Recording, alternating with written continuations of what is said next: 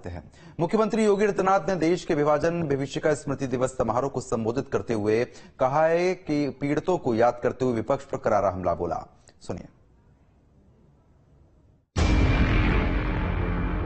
इतिहास की गलतियों से सबक लेंगे। इतिहास की इन गलतियों के परिमार्जन के लिए रास्ता बनाने का एक आह्वान हम सबका किया है और उसी आह्वान के साथ जोड़ने के लिए मैं आप सबसे भी कहने के लिए आया हूं।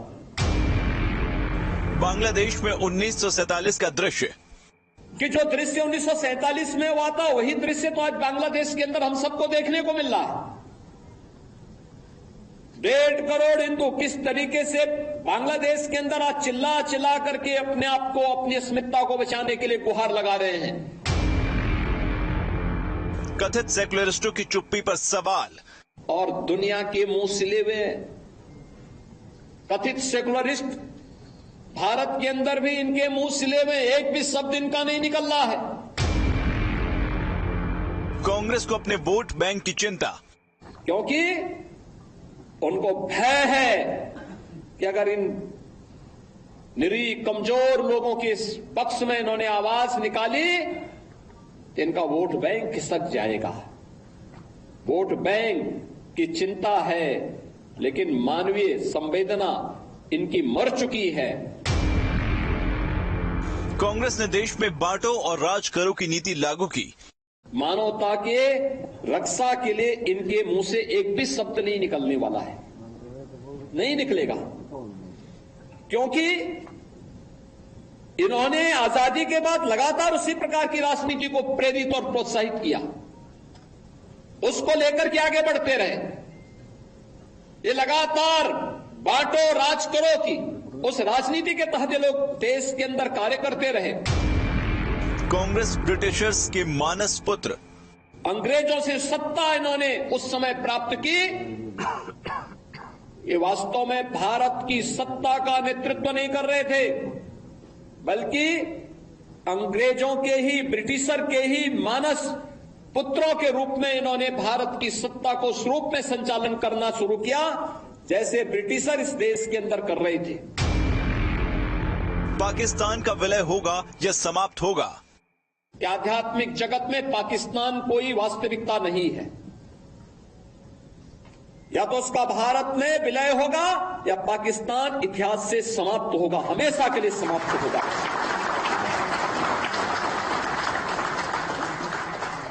क्योंकि आध्यात्मिक जगत में जब जिसका कोई वास्तविक अस्तित्व नहीं है उसको नष्ट ही होना है। विभाजन की त्रासदी को फिर नहीं होने देंगे और इस प्रकार की विभाजन की त्रासदी का सामना फिर से वर्तमान और भावी पीढ़ी को न करना पड़े, इसके लिए हम सबका संकल्प होना चाहिए, जीवन का ध्येय होना चाहिए। आज जाति के नाम पर विभाजन की कोशिश, वो विभाजन की जो त्रासदी तक हमें पहुंचाया है, वह जातीय विभाजन के रूप में, क्षेत्रीय विभाजन के रूप में, भाषाई विभाजन के रूप में, इन सभी से उभर करके हम सबको राष्ट्र प्रथम के भाव के साथ मिलकर के कार्य करना होगा। विभाजन के लिए कांग्रेस जिम्मेदार, विभाजन की इस त्रासदी के लिए तत्कालीन कांग्रेस नेतृत्व पूरी तरह जिम्मेदार रहा है। कांग्रेस विभाजन की इस त्रासदी के लिए और समय समय पर देश के साथ हुए इस धोखे के लिए कभी देश की जनता से माफी नहीं मांगेगी। बांग्लादेश में नर पिशाचों के सामने खड़े हुए हिंदू, बांग्लादेश के अंदर रह करके भी